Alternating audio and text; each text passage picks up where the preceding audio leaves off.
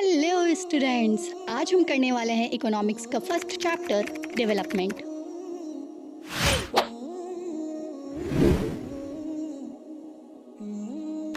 Human beings को अपने life की डेवलपमेंट के लिए अलग अलग थॉट्स होते हैं। मतलब कुछ के लिए डेवलपमेंट तब होगा जब उनको एक अच्छी सी जॉब मिल जाएगी, तो कुछ के लिए डेवलपमेंट तब होगा जब उनका एक अच्छा सा घर बन जाएगा, कुछ के लिए डेवलपमेंट तब होगा जब उनको एक बहुत ही महंगी कार मिल जाएगी, तो कुछ के लिए डेवलपमेंट तब होगा जब उनके एक दिन के एक टाइम का मील उनको मिल जाएगा।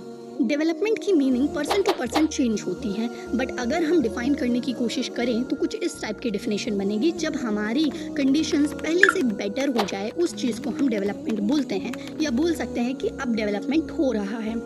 डेवलपमेंट वर्ड जब हम सुनते हैं तो सबसे पहली चीज़ जो हमारे दिमाग में आती है, पैसा। हाँ, डेवलपमेंट में हम पैसे को देखते हैं, मनी को हम सबसे पहले देखते हैं डेवलपमेंट में, लेकिन सिर्फ मनी को देखते हैं, ये गलत है। ये है जेड, इसको 2 जॉब्स ऑफर आई हुई हैं। पहली जॉब ऑफर में इसकी सैलरी है 60,000 और इसको अपने घर से दूर रहना है, कोई भी जॉब सिक्योरिटी नहीं है, कभी भी इसको जॉब से फायर कर दिया जा सकता है, ठीक है। और दूसरी जॉब ऑफर में इसके पास जॉब सिक्योरिटी है, पेरेंट्स के साथ रहना है और 40,000 सैलरी है। तो ये क्या चूज़ करेगा? ये चूज़ शायद सेकंड ऑप्शन करेगा, क्योंकि इसमें सैलरी भले ही कम है लेकिन जॉब सिक्योरिटी है, इसको परमानेंट जॉब मिल रही है, राइट। और पेरेंट्स के साथ रहने दिया जा रहा है, फैमिली से दूर नहीं किया जा रहा है। आई होप इस एग्जाम्पल के थ्रू आप समझ गए होंगे कि हम डेवलपमेंट में सिर्फ मनी को लेकर नहीं चलते हैं, काफ़ी चीज़ है जो हम उसको भी लेकर चलते हैं। कंट्री के डेवलपमेंट के लिए भी सबके अलग अलग थॉट्स होते हैं। किसी के लिए डेवलपमेंट तब होगा जब सारे इंसान कंट्री में पढ़े लिखे होंगे, किसी के लिए डेवलपमेंट तब होगा जब कोई भी भूखा नहीं सोएगा, किसी के लिए कंट्री का डेवलपमेंट तब होगा जब सबके पास बहुत ज़्यादा पैसा होगा। तो कंट्री का डेवलपमेंट भी सबके लिए अलग अलग होता है। अगर कंट्री का डेवलपमेंट हो रहा है तो इसका मतलब ये नहीं है कंट्री में रहने वालों के लिए सबके लिए वो डेवलपमेंट है। जैसे कि डैम का एग्जाम्पल बुक में दिया गया है, अगर डैम बन रहा है तो वो पूरी कंट्री के लिए तो डेवलपमेंट है, लेकिन वहाँ की जो ट्राइबल पॉपुलेशन है जिनको वहाँ से हटकर कहीं और जाना पड़ेगा, उनके लिए वो डेवलपमेंट नहीं है, क्योंकि उनका घर वहाँ से छूट रहा है, उनको अलग ट्रांसफ़र होना पड़ रहा है, तो ये उनके लिए डेवलपमेंट बिल्कुल भी नहीं होगा।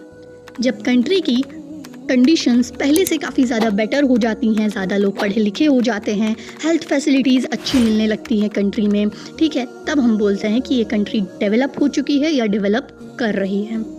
कौन सी कंट्री डेवलप्ड कंट्री है, अंडर डेवलप्ड कंट्री है, डेवलपिंग कंट्री है, ये पता लगाने के लिए हम कंट्रीज़ और स्टेट्स को कंपेयर करते हैं। तो हम कैसे कंपेयर कर सकते हैं? फर्स्ट मेथड है टोटल इनकम। इसमें जितनी भी कंट्री की पॉपुलेशन रहेगी उन सब की इनकम को हम प्लस कर देंगे, तो टोटल इनकम निकल के आ जाएगी, जिससे हम कंट्रीज़ को कंपेयर कर सकते हैं।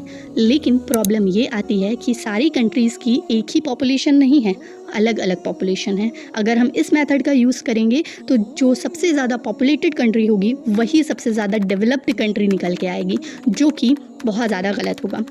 इसलिए हम एवरेज इनकम, जिसे हम पर कैपिटा इनकम भी बोलते हैं, उसका यूज़ करते हैं। इसमें हम टोटल इनकम लेते हैं कंट्री की और उसको टोटल पॉपुलेशन से डिवाइड कर देते हैं, जिससे कि हमें पता लग जाता है कि एक कंट्री में एक एवरेज बंदा कितना कमा लेता है। इससे हम पता लगा सकते हैं कि कौन सी कंट्री ज़्यादा डेवलप्ड है, अंडर डेवलप्ड है या फिर डेवलपिंग कंट्री है। एवरेज इनकम और पर कैपिटा इनकम की एक लिमिटेशन भी है, हमें पूरी डिटेल इससे नहीं मिलती है। इमेजिन एक कंट्री की पर कैपिटा इनकम 10,000 है, तो इसका मतलब ये बिल्कुल भी नहीं है कि वहाँ के हर बंदे की सैलरी 10,000 है। किसी की 1 लाख हो सकती है, किसी की 50,000 हो सकती है, तो किसी की 5,000 ही रहेगी, ठीक है। तो ये एक लिमिटेशन है कि हमें पूरी डिटेल नहीं मिलती है। 2019 में वर्ल्ड बैंक ने वर्ल्ड डेवलपमेंट रिपोर्ट दी थी, जिसमें हमें बताया गया था कंट्री की एवरेज इनकम अगर 49,300 यूएस डॉलर है तो फिर वो रिच कंट्री होगी, जिसे हम डेवलप्ड कंट्री भी बोल सकते हैं। और अगर कंट्री की एवरेज इनकम 6,700 यूएस डॉलर है तो फिर वो डेवलपिंग कंट्री में आती है, जिन्हें हम लो मिडल कंट्री भी बोल सकते हैं।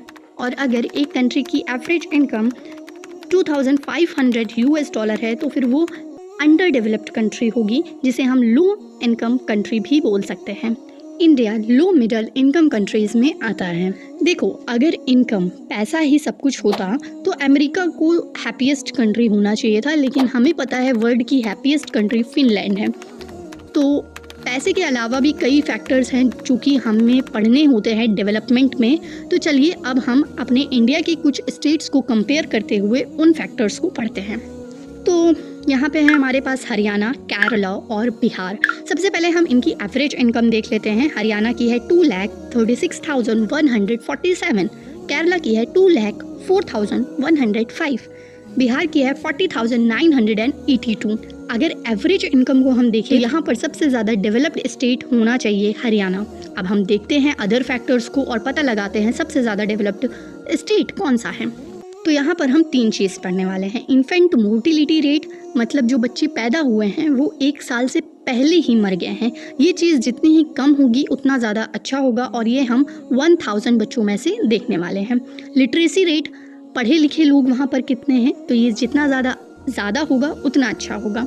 नेट अटेंडेंस रेशियो, 14 से 15 साल के बच्चों की 100 स्टूडेंट्स में हम बात करेंगे कि वो स्कूल जाते हैं या नहीं जाते हैं। तो हरियाणा की बात करें, इन्फेंट मोर्टिलिटी रेट है, मतलब अगर 1000 बच्चे पैदा हुए हैं तो उनमें से 30 बच्चे 1 साल से पहले मर जाएंगे। और लिटरेसी रेट है 82 और केरला की इन्फेंट मोर्टिलिटी है 7, बिहार की है 32। लिटरेसी रेट की बात करें तो हरियाणा की है 82%, केरला की है 94% और बिहार की है 62%।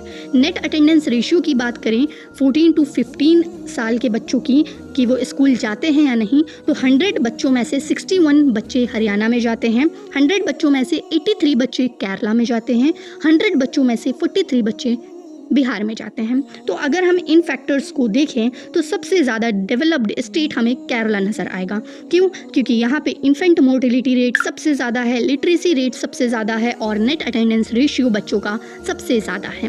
That's why. NCERT की एक लाइन है, जो हमारे पॉकेट्स में मनी है वो सब कुछ नहीं खरीद सकते हैं। क्या हमें एक पॉल्यूशन फ्री इन्वायरमेंट मिल सकता है पैसे के थ्रू? बिल्कुल भी नहीं। क्या हम इन्फेक्शियस डिजीज़ को अपने से भगा सकते हैं? कोरोना वायरस से कह सकते हैं कि अरे मेरे पास तो बहुत पैसा है, तुम मेरे पास मत आओ? शायद नहीं। क्या हम खुद की मेट्रो खरीद सकते हैं कि अरे ये इंडिया की मेट्रो तो बहुत ज़्यादा लेट होती है, मैं खुद की मेट्रो से चली जाऊँगी? नहीं। तो इसमें आते हैं, स्टेट कितना डेवलप्ड है या कितना डेवलप्ड नहीं है, ये कुछ पब्लिक फैसिलिटीज़ पर भी डिपेंड करता है। पब्लिक फैसिलिटीज़ वो फैसिलिटीज़ होती हैं जो कि गवर्नमेंट देती हैं अपनी पब्लिक को, अपनी सोसाइटी को, ठीक है। जैसे कि इलेक्ट्रिसिटी, हॉस्पिटल, ट्रांसपोर्टेशन, ये सब पब्लिक फैसिलिटीज़ ही हैं। जैसे केरला के एग्जांपल अगर हम ले तो वहाँ पर इन्फेंट मोर्टिलिटी रेट सबसे कम है। शायद वहाँ पर हेल्थ फैसिलिटीज़ गवर्नमेंट ने बहुत अच्छी रखी हो, तभी तो कम है, ठीक है। तो इस टाइप की फैसिलिटीज़ होनी चाहिए स्टेट्स में, ताकि स्टेट डेवलप्ड हो। जब स्टेट्स डेवलप्ड होंगे तो इंडिया डेवलप्ड होगा। कुछ स्टेट्स पब्लिक डिस्ट्रीब्यूशन सिस्टम में बहुत अच्छे होते हैं कि फ्री में खाना बांट दिया। बॉडी मास इंडेक्स, ये एक ऐसा क्राइटेरिया है जिसमें हम फाइंड आउट कर सकते हैं एक पर्सन नरिश्ड है, अंडर नरिश्ड है या फिर ओवरवेट है। तो इसमें वेट को हम हाइट के स्क्वायर से डिवाइड कर देते हैं, तब हमें पता चल जाता है। अगर वो बॉडी मास इंडेक्स 18 से कम आया हुआ है तो वो अंडर नरिश्ड है। अगर 18 से 25 के बीच में है तो फिर वो पर्सन नरिश्ड है, और अगर 25 से ज़्यादा है तो फिर वो पर्सन ओवरवेट है। देखो, अभी हमने हरियाणा, बिहार और केरला को तो कंपेयर कर लिया था, लेकिन कंट्रीज़ का कंपैरिजन कौन करता है? तो कंट्रीज़ का कंपैरिजन UNDP करता है, यूनाइटेड नेशंस डेवलपमेंट प्रोग्राम। ये लाइफ एक्सपेक्टेंसी इंडेक्स भी देता है कंट्री का, एजुकेशन इंडेक्स भी देता है, ग्रॉस नेशनल इनकम टैक्स भी देता है। सस्टेनेबल डेवलपमेंट ये 2 चैप्टर्स में है, तो फिर ये बहुत ज़्यादा इंपॉर्टेंट टॉपिक है। रिसोर्सेज एंड डेवलपमेंट में है और डेवलपमेंट चैप्टर में है।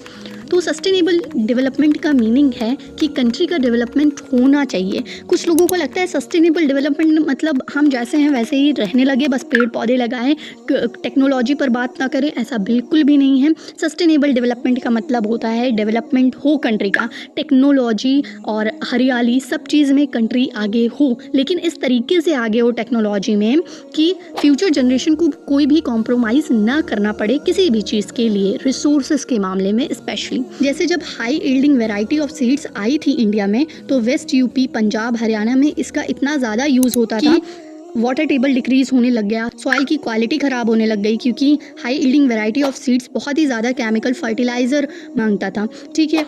High yielding variety of seeds और नॉर्मल सीड्स में डिफरेंस ये है कि high yielding variety of seeds में क्रॉप बहुत ज़्यादा आती हैं, ठीक है, फसल बहुत ज़्यादा उगती हैं। तो इसी वजह से हमें यूज़ करना चाहिए सारी चीज़ को, लेकिन अपनी लिमिट में रहकर, ताकि फ्यूचर जनरेशन को कोई भी कॉम्प्रोमाइज़ ना करना पड़े। क्रूड ऑयल और कोल, पेट्रोलियम, इन सबको भी बहुत ही अच्छी तरीके से यूज़ करना चाहिए, बचा कर रखना चाहिए। ओके स्टूडेंट्स, तो चैप्टर कंप्लीट हुआ। कमेंट में बताना मत भूलिएगा कि कैसा लगा, प्रेजेंटेशन कैसे लगी। Thanks for watching, choosing and listening my video. Thank you so much.